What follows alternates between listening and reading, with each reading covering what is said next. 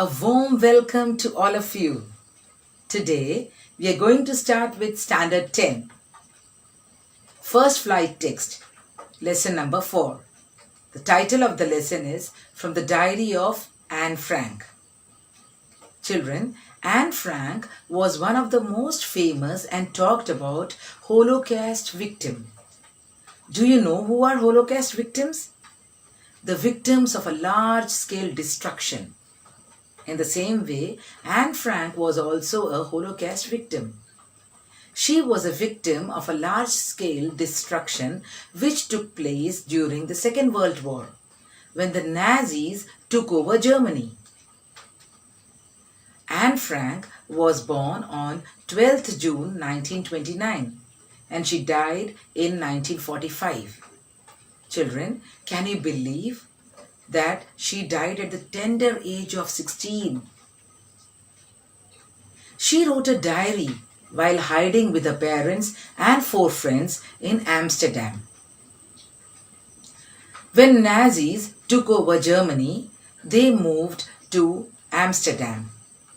But unfortunately, they were trapped there as the Nazis occupied Netherlands. The Jewish population was being persecuted and the family went into hiding in July 1942 in Anne's father Otto Frank's office building.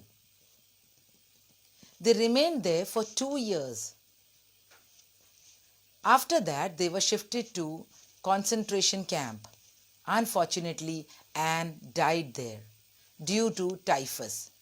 The only survivor in that camp was Otto Frank, that is Anne's father. After the war, when he returned to Amsterdam, he found Anne's diary. He published that diary under the name The Diary of a Young Girl.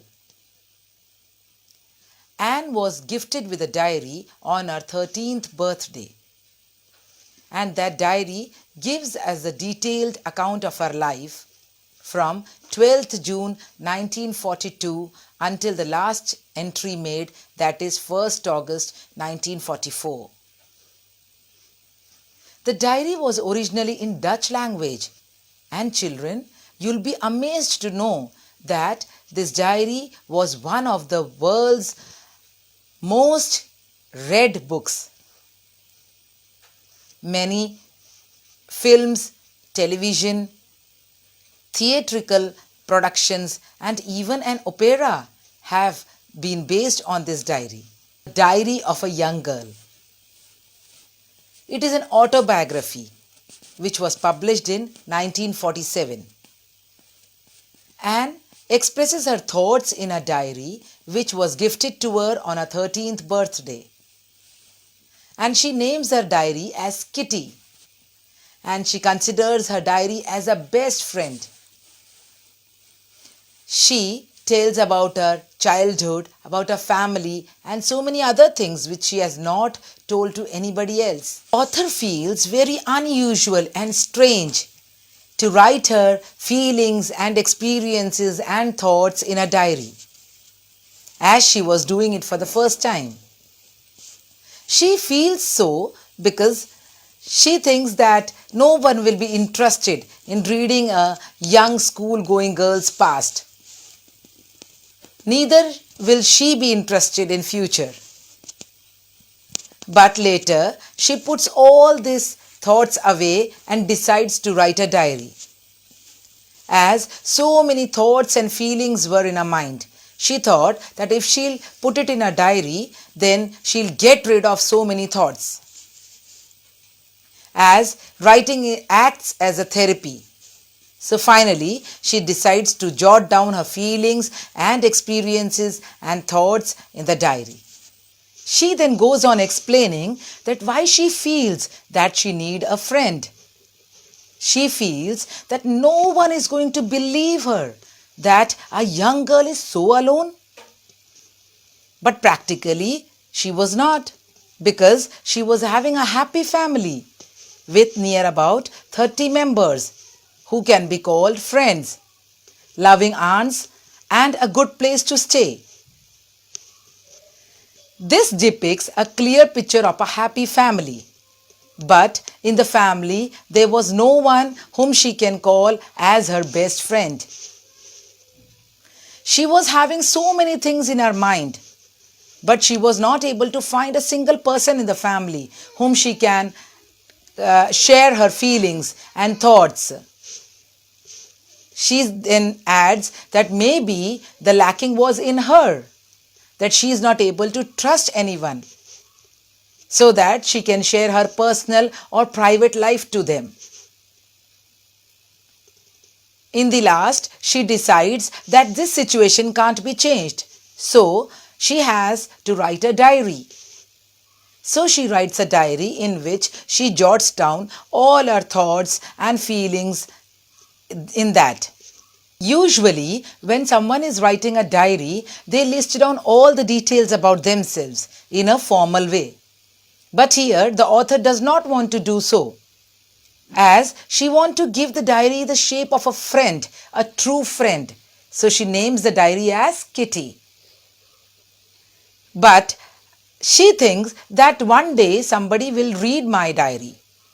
So without giving a background or the detail of herself, it will be ineffective. So she decides to give a background story of her. She refers to her father as a most lovable father one could get. Her father married her mother when he was at the age of 36 and the mother was of 25.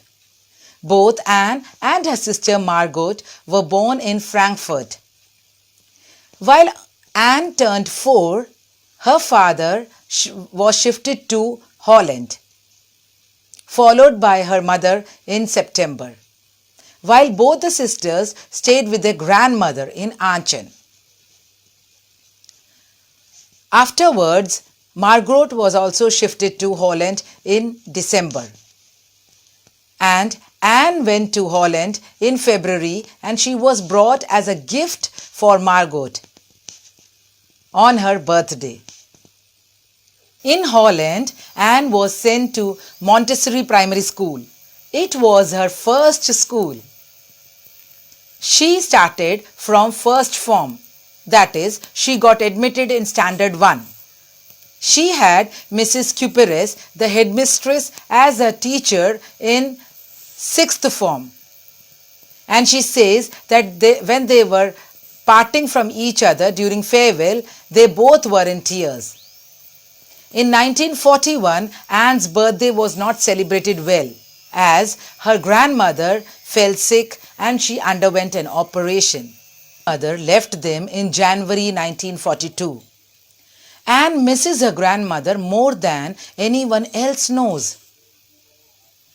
This year, Anne's birthday was to be celebrated with great zeal, so as to compensate for the last years. Anne then mentions that her family is doing well.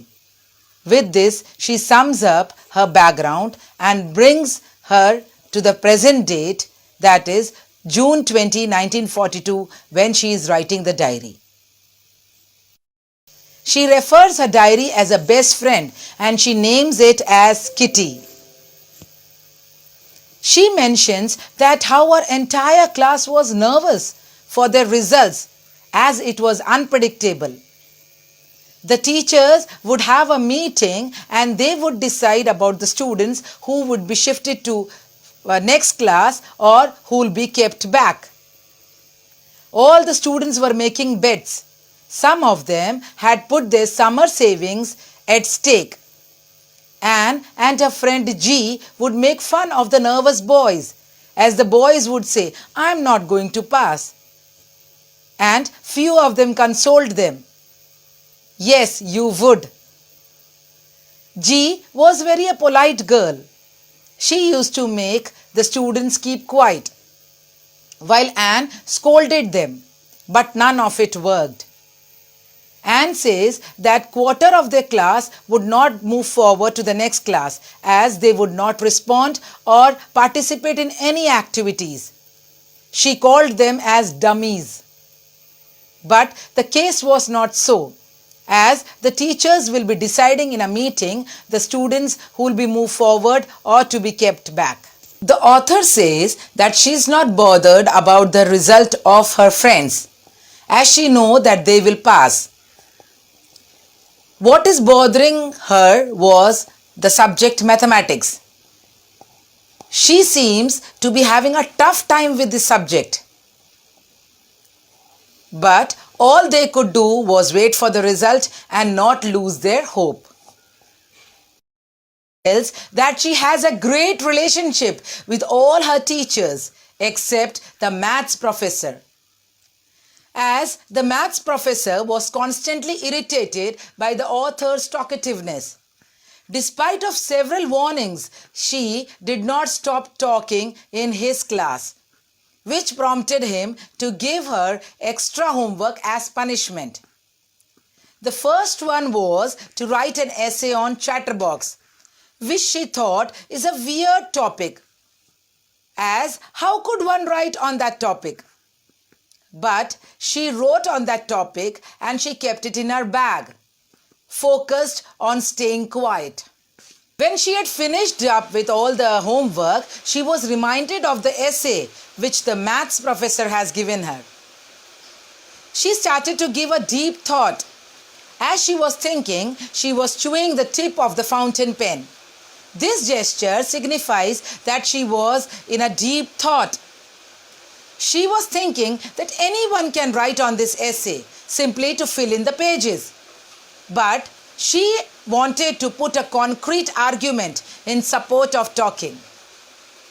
She mentioned that she would try to better herself as a student, but she would not eliminate talking completely, as she got it as an inherited trait from her mother, and she ended up filling 3 pages. The maths professor, Mr. Keesing, was very amazed to read the essay presented by Anne.